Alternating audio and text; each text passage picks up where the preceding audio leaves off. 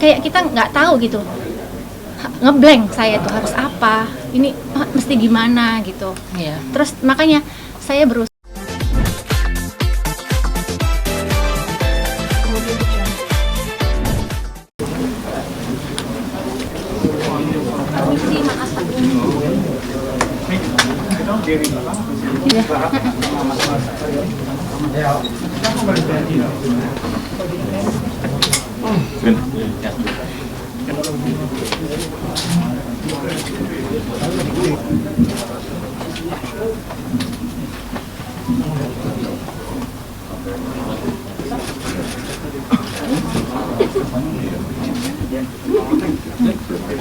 Udah nggak COVID lagi ya?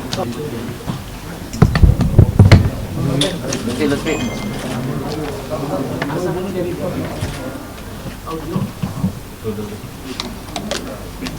Maaf ya, muka saya kacau.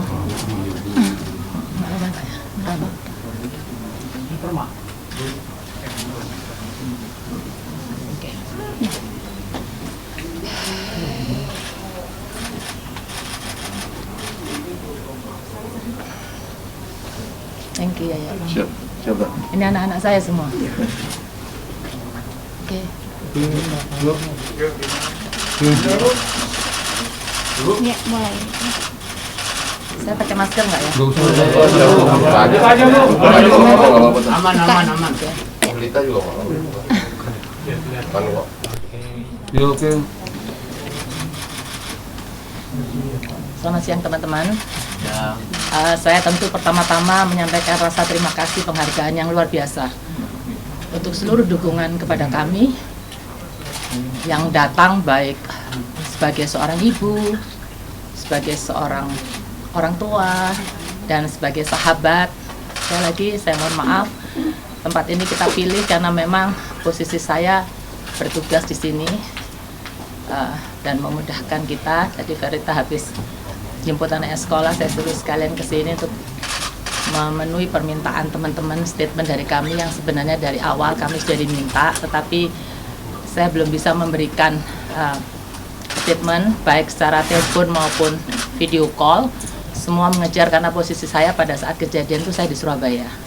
Saya sedang melakukan sosialisasi 4 pilar, kemudian sosialisasi tentang program pengungkapan sukarela yang berakhir tanggal 30 Juni bersama dengan DJP Jawa Timur 1 serta menghadiri undangan mantu dari Pak Iqbal. Beliau adalah Kapolda Riau yang menjadi sahabat saya sejak beliau ada di Polda Jawa Timur, sama-sama kami mengawal Persebaya di tahun 2006. Sehingga saya kemarin tuh hadir di Surabaya. Pada saat kejadian itu saya bingung, ya saya nggak tahu apa yang harus saya lakukan, tetapi terus terang sampai detik ini pun saya mendapat kiriman video itu saya belum melihat, belum berani membuka. Karena nggak ada seorang pun yang tega, bahkan Bu Kofifa pun sampai sekarang tidak berani membuka video yang viral itu. Yang terima kasih karena ada seorang pengguna jalan yang sempat memvideokan sehingga itu membantu pihak kepolisian untuk segera menangkap pelaku. Saya di sini bukan sebagai anggota DPR RI fraksi PDI Perjuangan, tetapi saya di sini sebagai seorang ibu dari Justin yang mendapatkan perlakuan penganiayaan sesuai dengan kronologi yang sudah dilansir oleh Kabid Humas Polda Metro. Beberapa saat yang lalu saya menerima semua itu masukan dan mohon maaf juga untuk message, WA maupun telepon yang tidak sempat saya pick up, teman-teman, mohon maaf. Jadi saya hanya mencoba untuk menata emosi saya. Kami sekeluarga, karena memang kami sedikit di sini, nggak banyak ya, jadi ngatur waktunya juga nggak mudah. Ini kejadian yang sangat kita kaget, nggak tahu harus bagaimana.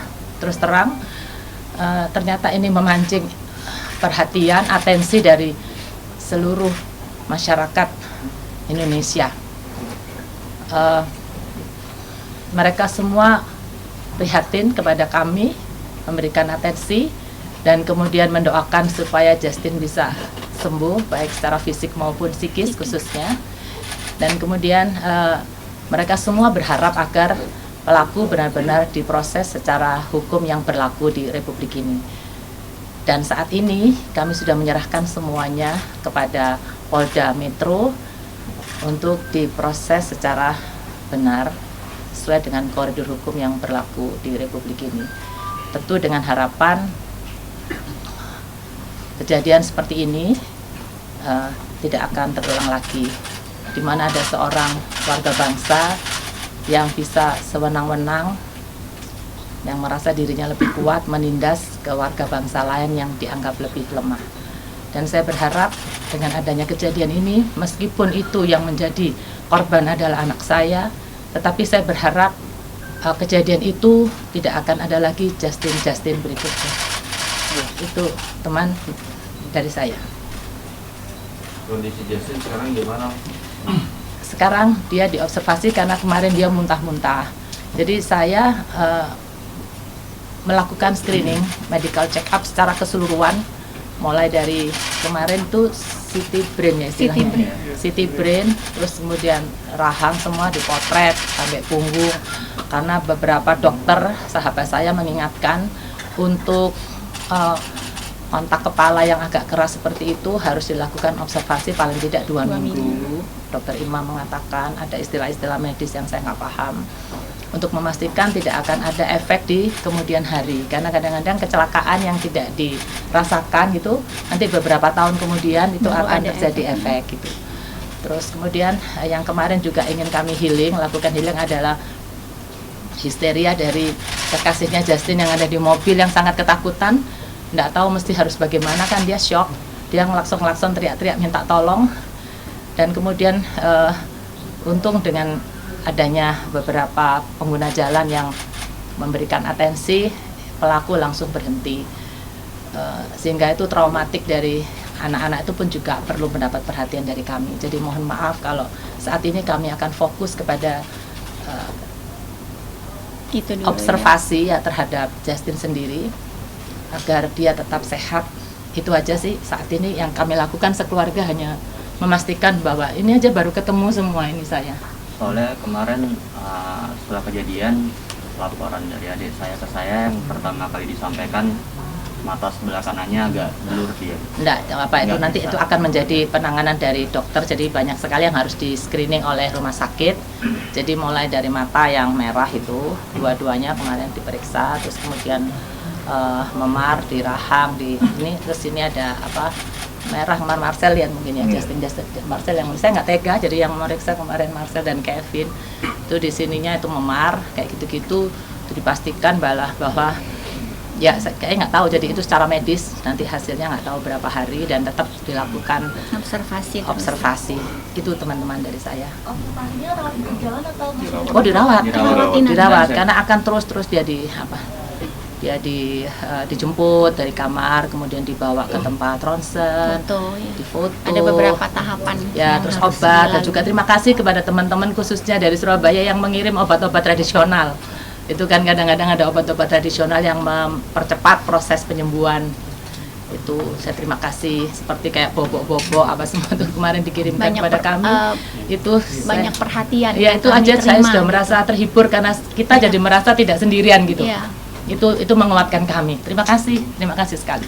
Ada upaya yang penyelesaian kronologi. Apanya? Kronologi cerita dari Justin. Mungkin cerita awal mulanya kronologi seperti apa? Kalau motivasi saya nggak tahu. Enggak. Saya nggak tahu tentang motif ya. Saya pikir itu hanya kecelakaan di jalan mungkin ya. Bu, kalau soal laporan balik, Bu.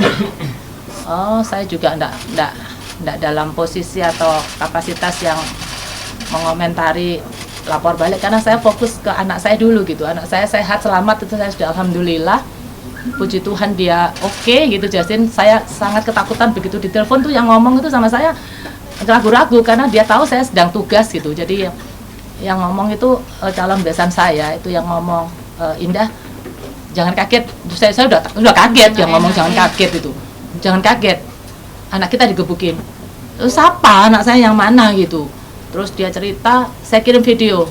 Waduh, mati saya nggak bisa kalau lihat, jangankan anak saya melihat kejadian-kejadian di jalan itu semua orang tahu lah di lingkungan saya. Kalau saya paling nggak tahan lihat darah, lihat luka, lihat kekerasan, saya nggak tahan, sehingga saya memutuskan untuk saya tidak berani melihat, tetapi secara nggak langsung saya buka gitu ada wajahnya Justin. Waduh, rasanya saya nggak pernah memukul anak saya seperti itu. Ibu, kronologinya Bu, Sempat diceritain kronologinya nggak Bu? Sebenarnya tadi saya sempat mendengar dan membaca lansiran dari tadi apa itu Kompas atau apa tadi apa? Aku boleh cerita sedikit? Nah, jangan. Jadi Kompas dari Kompas tadi ada itu Kabid Humas dari Polda sudah menceritakan kronologinya. Mungkin kawan-kawan bisa. Tadi saya dapat itu detail tuh. Saya takut salah kalau saya ngomong karena saya kan tidak ada di tempat ya. Jadi saya hanya mendengar versinya Justin aja. Ya, kronologi dari Justin itu. Versinya kekasihnya Justin itu mirip dengan Kabid. Bahkan dia lebih detail karena dia melakukan ini pemeriksaan. Kalau kami kan tidak ya.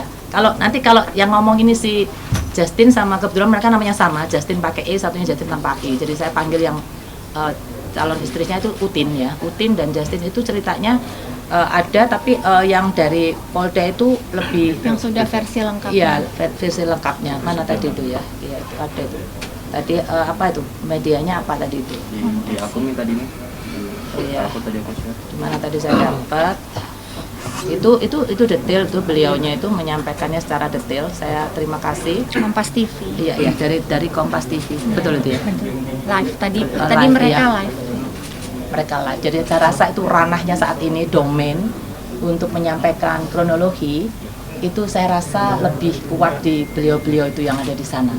Nanti kalau saya agak sedikit takutnya ada faktor subjektif karena Justin adalah anak saya. Bagaimanapun sebagai seorang ibu pasti akan membela anaknya mati-matian. Itu yang saya nggak mau. Saya berstatement tentang kronologi yang saya tidak ada di tempat dan saya hanya melihat dari video. Saya berstatement itu kurang bijak. Jadi kalau tadi pada saat itu Kabid Humas Polda itu menyampaikan, itu saya mendengar agak sedikit lega, berarti itu mewakili keingintahuan teman-teman terhadap apa yang terjadi di kejadian kemarin. Itu teman-teman. Bu, sejauh ini apakah ada upaya penyelesaian kekeluargaan Bu dari pihak pelaku? Oh, belum ada. Kita tidak terus terang, ini kan hari kedua ini kan hari ketiga sudah ketiga tanggal berapa kemarin itu hari. Yaitu bahkan tidak terfikirkan dan juga belum ada upaya apapun. Anak saya satu hari itu sampai jam 5 pagi ada di Polda. Semua sama Sama nih kakaknya. Dikonfrontir dengan pelaku dan kemudian dia pulang, dia istirahat dan kemudian besoknya saya pulang ke Jakarta. Lah saya pulang itu anak saya muntah-muntah. Langsung dia sudah di rumah sakit waktu itu, tapi dia memutuskan pulang karena menurut dia paling nyaman tuh di rumah. Gitu. Dia agak sedikit nyaman kalau di rumah. Ternyata dia muntah sehingga terpaksa saya bawa paksa ke rumah sakit karena sebenarnya dia takut ke rumah sakit. Takut ketahuan mungkin ada sakitnya di sini apa nanti kalau sampai ini dioperasi ada rasa begitu dia, nanti dioperasi nanti diapain gitu, kalau ketahuan aku nggak apa-apa kok jadi dia mencoba untuk tegar, bilang mami aku nggak apa-apa, saya masuk rumah kan saya nggak mau lihat dia, jadi saya masuk rumah saya gini, dia mami aku nggak apa-apa tapi nggak bisa ngomong karena itu kan kita lihat dia something happen, ada sesuatu gitu, tapi dia berusaha untuk menenangkan gitu. Khususnya saya. Iya. Mami, aku nggak apa-apa. Jadi waktu pertama juga saya dapat telepon itu kata-kata yang dia sampaikan juga itu, Kak, nggak apa-apa kok. Gitu. Selalu gitu sama orang. Justin tuh memang tipenya begitu. Iya. Aku nggak apa-apa. Kak, aku nggak apa-apa. Gimana nggak apa-apa? Lihat videonya kayak gitu. Terus dokternya pun sudah dari awal bilang, Bu, sebaiknya rawat inap. Dokternya sudah, karena ada beberapa pemeriksaan yang harus dilakukan intensif. Terus Justin itu kayak masih mencoba untuk udah tegar. Iya. Terus menghibur kita ini loh dia menghibur kita karena memang kita tuh baru ini ya mengalami berhadapan dengan kasus hukum ya. Kita selama ini nggak pernah. Jadi beberapa hari ini tuh cukup membuat dampaknya itu ke kita juga gitu sebagai keluarga. Psikis kita kena ya. Kita kayak kita nggak tahu gitu. Ngeblank saya tuh harus apa, ini mesti gimana gitu. Iya. Terus makanya saya berusaha untuk kemarin tidak mau untuk terlalu mengikuti berita yang berkembang di sosial media, salah Apalagi satunya. berstatement. Ya, karena itu untuk menjaga ini kita juga psikis kita nggak emosi kita juga gitu ya, supaya nggak terlalu Nggak salah ini. bicara Ya. orang kalau emosi nggak kontrol ya. Kadang-kadang takutnya malah bicaranya Iya, tapi nggak apa. akhirnya pada saat benar hari kedua itu kita lihat Justin makin nggak oke kondisinya, rahangnya, Muntah itu. terus muntah. Pergeseran kayaknya pas Ha-ha. dia pas buka. Dan waktu kita bawa juga ke rumah sakit Di itu depan rumah di sakit, depan rumah sakitnya muntah dia lagi. muntah lagi, dan itu Waduh, saya takut sampai banget. Aduh, ya orang Tuhan. sampai langsung akhirnya langsung di Dia masih pegang, "Mi, aku nggak apa-apa, aku nggak apa-apa, Ma." itu matanya kan mungkin ada pembuluh darah yang pecah ya, jadi itu satu memang nggak bisa hidungnya ngebuka, juga gitu. waktu di swab kemarin dia berdarah lagi Ngocor muncul. terus itu nggak Hidungnya berhenti waktu gitu. di swab, kan masuk rumah sakit kan di swab. Terus yang lebih kita takutkan lagi itu luka Si- dalam. Iya, luka dalam psikis belum dan luka tahu. dalam yang Terus kita nggak psikisnya tahu. juga yang kita nggak tahu. Karena badannya itu lebam-lebam, Mbak, gitu, bengkak Iya. di mana-mana Kena gitu. kena beton tol kan. Sampai ke bentuk Iya. Iya, kan dia sampai jatuh dan nabrak pinggir tol itu kan, ada di videonya itu kan, gitu. Jadi ya itulah teman-teman. Jadi memang sekarang ini pikiran fokus pikiran tenaga kita ini masih ke Justin dulu untuk yang berhubungan dengan proses hukum yang sedang berjalan. Kami serahkan ke ya, yang pihak yang berwenang. berwajib ya, pasti ditangani secara profesional. Ya. Karena ini tanpa kita sadari menjadi bahwa ada kabar yang menyebutkan bahwa sebelum insiden itu terjadi, mohon maaf sebelumnya katanya memang Justin sempat mengacungkan jari dan akhirnya mematikan. Itu setelah mobilnya ditabrak duluan, Mbak. Dan itu juga tidak, itu kan dari pihak pelaku ya, Mbak ya. Jadi saya juga, itu pun yang saya dengar juga dari kejadian seperti ini gitu. Jadi ada yang ngomong ke saya karena saya tidak membaca langsung isi beritanya gitu. Itu katanya ini gitu. Saya bilang sudah biarkan. Mungkin dia juga punya hak untuk marah. Berstatement ya. Gitu. Marah. Tapi yang kan mana? Yang sananya. Iya, Saya pikir pelakunya. Justin. Kalau Ya, Justin sudah kan lah. diserempet soalnya mobilnya kan. Enggak. Namanya.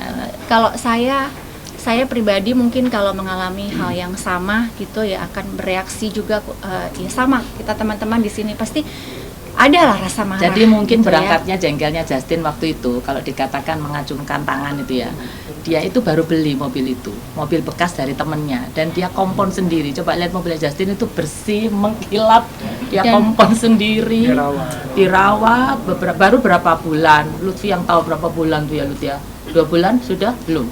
Iya, Dan segitu dia aja. hati-hati banget sama mobilnya, dia eman-eman itu. Mobil tahun berapa sih itu?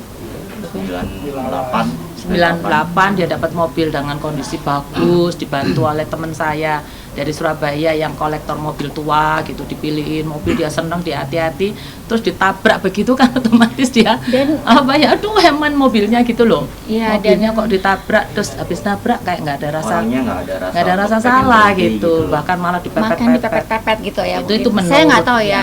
Itu kan yang dia sampaikan itu kan menurut ya. Dan kita juga semua tidak ada di lokasi kejadian Nggak pada tahu saat di itu situ, ya. ya. Jadi reaksi apapun yang mungkin waktu itu dilakukan oleh kedua belah pihak itu bukan domain kita itu bukan untuk domain ya. kita gitu. Tapi yang pasti mungkin yang kami harapkan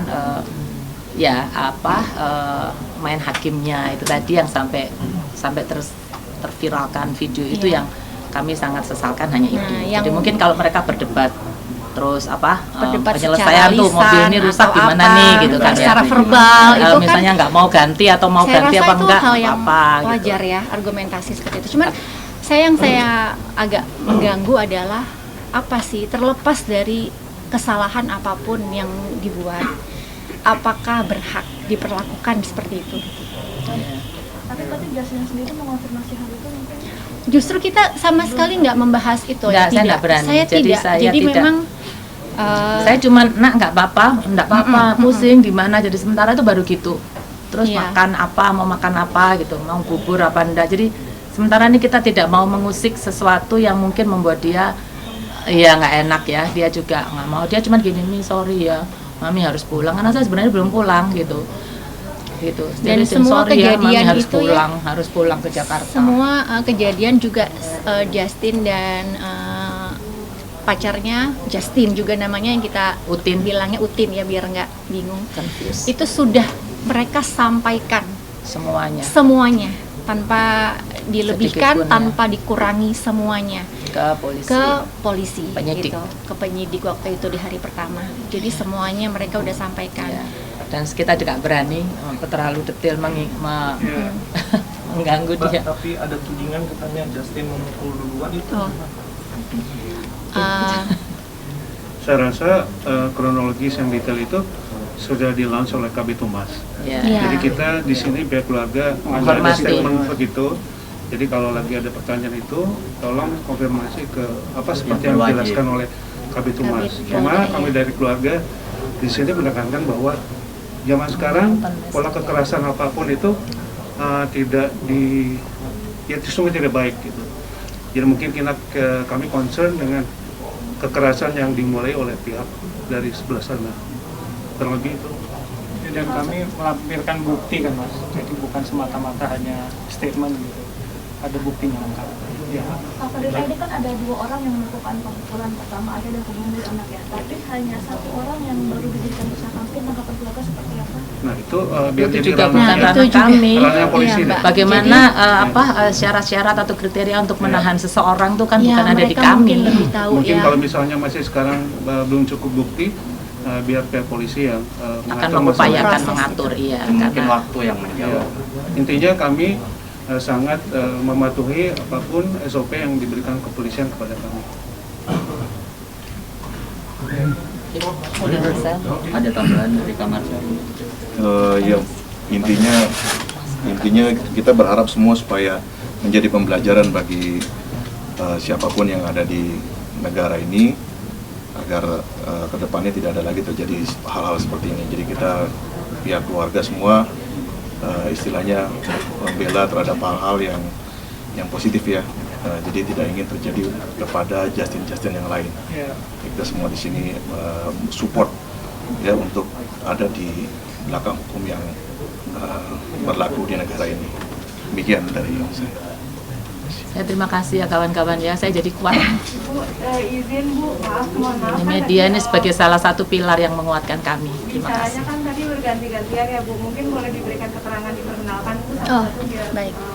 Oh iya, saya Indah Kurnia, saya mamanya Justin.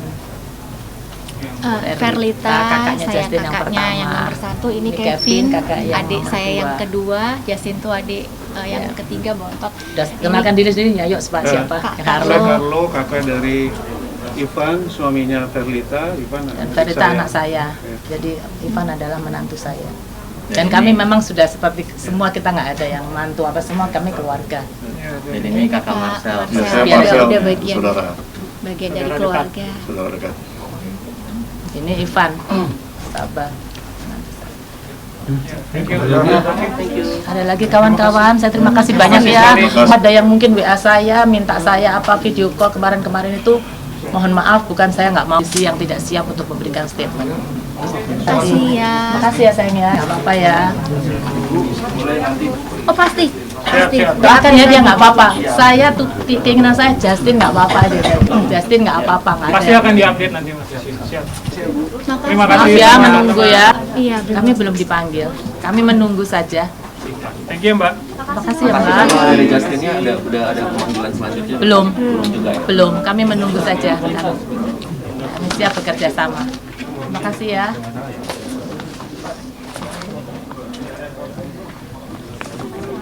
Berarti kaitnya sendiri kan lagi dalam survei. Iya betul. Apakah akan ada player pengganti? Ya. 2 malam kemarin ya. 2 malam kemarin kita memang sekarang sedang melakukan tur konser Bahaya Mantan dan 2 malam kemarin itu adalah kota kedua kami di Surabaya. Jadi seperti biasa memang beberapa player kami itu kadang-kadang ganti-ganti. Jadi kalau misalnya sakit Kaita mempunyai additional player.